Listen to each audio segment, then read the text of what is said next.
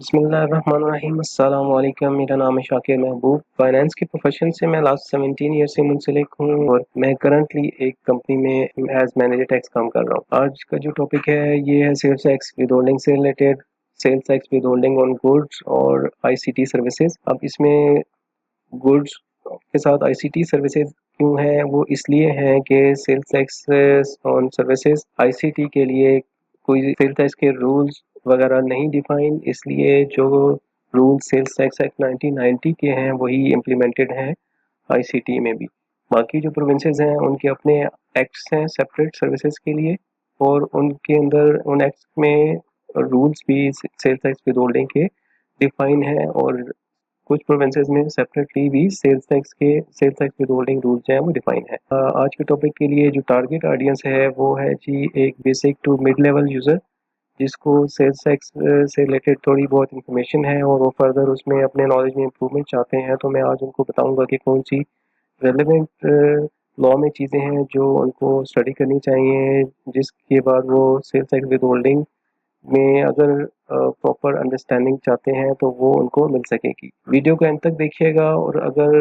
بیچ میں کوئی آپ کنفیوژن ہو جائے یا آپ فردر کسی پوائنٹ کے اوپر کلیئرٹی چاہتے ہو تو آپ کمنٹ سیکشن میں میرے سے پوچھ سکتے ہیں، میں آپ کو اس کے بارے میں فردر بریف کر دوں گا۔ اور اگر آپ اس طرح کی مزید ویڈیوز دیکھنا چاہتے ہیں سیلز ٹیکس سے ریلیٹڈ یا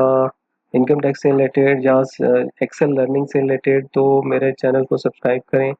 اور بیل آئیکن کو بھی پریس کریں تاکہ آپ کو میری جو بھی لیٹسٹ ویڈیو آئے اس کا الرٹ مل سکے۔ اوکے جی، آج کا جو ٹاپک ہے میں نے اس کی ایک لسٹ بنائی ہے جو میں نے اس ترتیب سے آج کے ٹاپک کو لے کے چلنا ہے۔ سب سے پہلے جو ریلیونٹ لاز ہیں سیلز ٹیکس ود ہولڈنگ کے، وہ ہیں 3 ٹاپک ہیں یا 3 ایریاز ہیں جن کو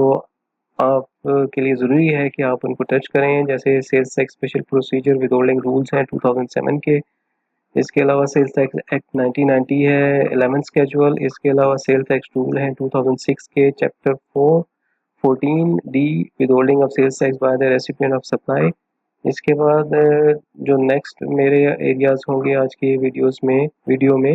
وہ ہیں جی اگر آپ کا سیلز ٹیکس ود ہولڈ ہوتا ہے اور آپ سیلز ٹیکس میں رجسٹرڈ ہیں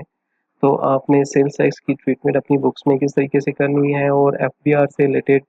جو بھی پلیٹ فارمز ہیں یا آئرس ہے جیسے اس کے اوپر آپ نے کس طریقے سے سیلز ٹیکس ود ہولڈنگ کو آپ نے ایڈجسٹ کرنا ہے۔ اس کے بعد آپ اگر سیلز ٹیکس میں رجسٹرڈ نہیں ہیں اور آپ کا سیلز ٹیکس ود ہولڈ ہو جاتا ہے تو آپ نے سیلز ٹیکس ود ہولڈنگ کی کیا ٹریٹمنٹ کرنی ہے اپنی بکس میں یا ٹیکس میں، اس کی کیا ٹریٹمنٹ ہوگی۔ اس کے بعد اگر آپ نے سیلز ٹیکس ود ہولڈ کیا ہے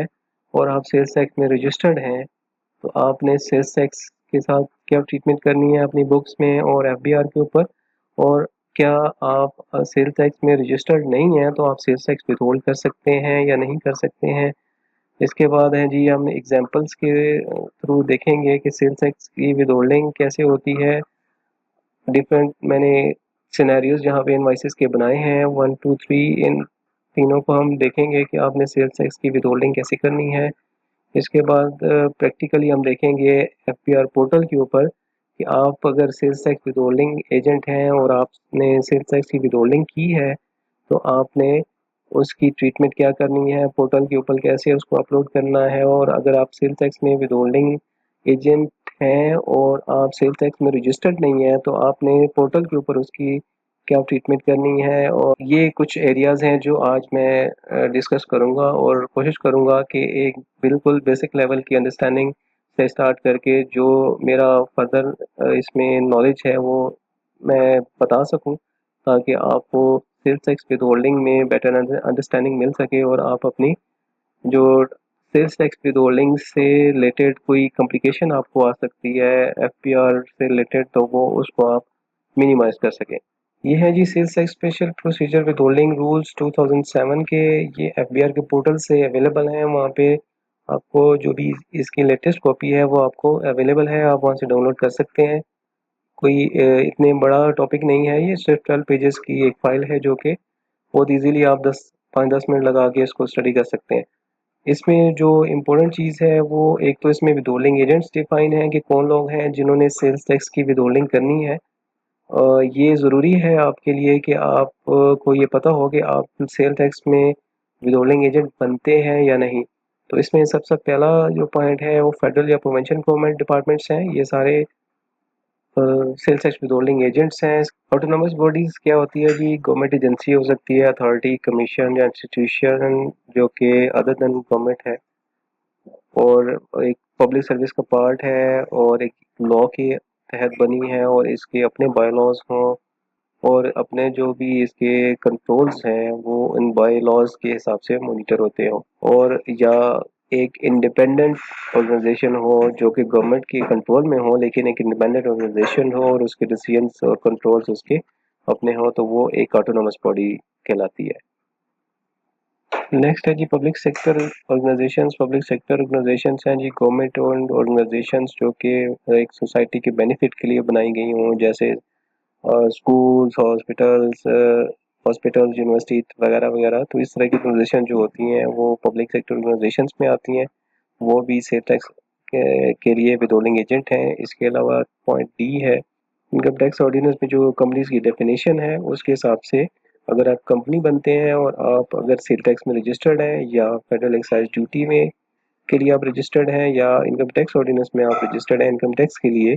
تو بھی آپ ود ہولڈنگ ایجنٹ بنتے ہیں. ریزیڈنٹ آف ایڈورٹائزمنٹ سروسز جو کہ سیل ٹیکس میں رجسٹرڈ ہیں اور آپ ایڈورٹائزمنٹ سروسز لیتے ہیں تو بھی آپ ود ہولڈنگ ایجنٹ ہیں. اور یا اس کے علاوہ پوائنٹ ڈی ہے اور پوائنٹ ایف ہے لاسٹ، پرسن جو کہ ایز ایکسپورٹر رجسٹرڈ ہیں وہ بھی ود ہولڈنگ ایجنٹ ہیں. تو یہ جو امپورٹنٹ پوائنٹ ہے وہ cell tax with holding rules میں جو ود ہولڈنگ ایجنٹس ہیں اس کی ڈیفینیشنس اویلیبل ہیں، اور یہ اس سے آپ کو یہ پتہ چلے گا کہ آپ سیلس ٹیکس کے لیے ود ہولڈنگ ایجنٹ ہیں یا نہیں ہیں. پھر اس کے بعد پوائنٹ نمبر 2 ہے جی responsibility of with holding agent. With holding agent جو فرسٹ پوائنٹ ہے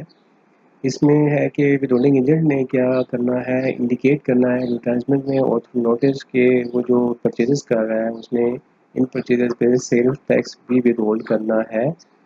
یا سیل ٹیکس بھی ود ہولڈ کرے گا as per cell tax role. اس کے بعد پوائنٹ نمبر 2 ہے جی with holding agent other then advertisement services جو ہوگا وہ equal to 1/5 of the total sales tax جو کہ سیلس ٹیکس انوائس پہ شو ہو رہا ہوگا اس کے برابر جو ہے سیل ٹیکس ود ہولڈنگ کرنی ہے. نیچے اس کی ایک لسٹریشن بھی دی گئی ہے کہ اس نے کس طریقے سے ود ہولڈنگ کرنی ہے. ان ود ہولڈنگ رولز کے ساتھ جو سیل ٹیکس ایکٹ 1990 کا 10th اسکیڈول ہے اس کو دیکھنا بھی ساتھ ضروری ہے، کیونکہ اس میں ایک ایسی چینج آئی ہے جس کے بعد ود ہولڈنگ جو ہے وہ ہر پرچیز کے اوپر ضروری نہیں ہے. اس کو ہم اس کے ان رولز کے بعد دیکھیں گے. یہ ایک ایگزامپل بھی دی ہوئی ہے کہ جس میں ایک انوائس ہے 1000 کی، اس پہ 16% سیل ٹیکس جو اس ٹائم پہ اپلیکیبل تھا، ابھی جو کہ 18% ہو چکا ہے. 160 روپیز سیل ٹیکس ہے 16% کے حساب سے، اور اس کا جو 1/5 ہے وہ 32 روپیز بنا. تو 32 روپیز لیس کرنے کے بعد 128 روپیز رہ گیا سیل ٹیکس، اور 1000 جو ہے وہ بیفور سیل ٹیکس ویلیو ہے. تو 1000 پلس 128 جو روپیز ہوں گے یہ ود ہولڈنگ ایجنٹ جو ہے وہ اپنے سپلائر کو پے کرے گا. اس کے علاوہ جو اس کی ود ہولڈنگ بنتی ہے انکم ٹیکس کی، وہ اس کے علاوہ ہے انڈر سیکشن 153 جو ود ہولڈنگ ہے. نیکسٹ 2A پوائنٹ اس میں ہے کہ جو اگر آپ کا سپلائر ہے وہ ہول سیلر یا ڈیلر ہے یا ڈسٹریبیوٹر ہے تو اس کو پیمنٹ کرتے ہوئے آپ نے 1/10 ود ہولڈنگ کرنی ہے. لیکن اس کے ساتھ ہم نے سیل ٹیکس 10 اسکیجول کو بھی کنسیڈر کرنا ہے جو کہ ہم اس ویڈیو کے بعد کے بعد ڈسکس کریں گے. پوائنٹ 3 آئی ہے جی اگر آپ ایسے ود ہولڈنگ ایجنٹ ہیں جن کے پاس فری ٹیکس نمبر ہے، تو آپ نے اگر پرچیز کیا ہے ایک ایسے پرسن سے جو کہ لائبل ٹو رجسٹرڈ ہے بٹ وہ رجسٹرڈ نہیں ہوتا، تو آپ نے کیا کرنا ہے، فل اماؤنٹ آف سیل ٹیکس اس کے اندر سے ورک آؤٹ کرنی ہے اور اتنی اماؤنٹ آپ نے ود ہولڈ کر لینی ہے. یہ اماؤنٹ اس طریقے سے ورک آؤٹ ہوگی کہ اگر فار ایگزامپل 1000 کی انوائس ہے تو 1000 کے اندر آپ نے کنسیڈر کرنا ہے کہ 1000 کے اندر آلریڈی 18% جو سیل ٹیکس ہے وہ انکلوڈیڈ ہے، تو 18%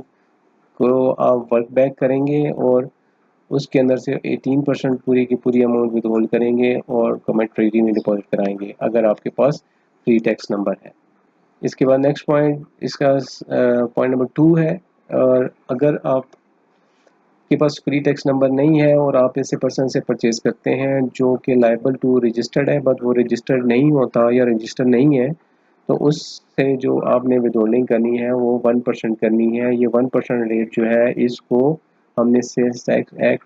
1990 10 اسکیجول سے بھی دیکھنا ہے، کیونکہ وہاں پہ ریٹ 1% کے بجائے 5% ہے، تو ہم نے 5% اس کیس میں ود ہولڈنگ کرنی ہے۔ اب اس میں ایک چیز اور کلیئر کرنا یہاں پہ ضروری ہے کہ person liable to be registered کون پرسن ہوں گے؟ یہ وہ پرسن ہوں گے جو بھی ایسی پروڈکٹس کے اندر ڈیل کر رہے ہیں جو کہ سبجیکٹ ٹو سیل ٹیکس ہیں، ان سب کو رجسٹر ہونا ضروری ہے۔ یہ سمپلیسٹ ڈیفینیشن ہے جو ایک لے مین کے لیے ہو سکتی ہے۔ اس کے علاوہ باقی اور بھی کنڈیشنز ہیں جو کہ سیل ٹیکس ایکٹ 1990 میں مینشن ہے۔ یہ ہے چیپٹر 3 رجسٹریشن کا۔ اس میں پوائنٹ 14 میں مینشن ہے کہ کون لوگ ہیں جن کو سیل ٹیکس میں رجسٹر ہونا چاہیے۔ یہ مینوفیکچرر ہیں، ریٹیلر ہیں یا امپورٹر ہیں، ایکسپورٹر ہیں جو کہ زیرو ریٹڈ سپلائز کے لیے ریفنڈ لینا چاہتے ہیں۔ اس کے علاوہ بھی یہاں پہ باقی کنڈیشن مینشن ہے جن لوگوں کو رجسٹر ہونا ضروری ہے، تو یہ بھی ساتھ آپ اس ڈیفینیشن کو بھی دیکھیں گے تو آپ کو یہ person liable to be registered کا کنسیپٹ کلیئر ہو جائے گا۔ اس کے بعد ہے جی ایڈورٹائزمنٹ سروسز کے کیس میں ود ہولڈنگ ایجنٹ نے کیا کرنا ہے کہ اس نے جو بھی سیل ٹیکس انوائس پہ سیل ٹیکس مینشن ہوگا وہ فل cell tax amount with hold کرنی ہے اور گورنمنٹ ٹریجری میں جمع کروانی ہے، اور اگر سیل ٹیکس انوائس نہیں دی جاتی یا اس پہ سیل ٹیکس مینشن نہیں ہے تو آپ نے اپلیکیبل ریٹ کے حساب سے سیل ٹیکس جو ہے اس پہ کنسیڈر کرنا ہے کہ وہ اس میں انکلوڈ ہے، اور اس پہ ورک بیک کر کے آپ نے سیل ٹیکس ود ہولڈ کرنا ہے اور گورنمنٹ ٹریجری میں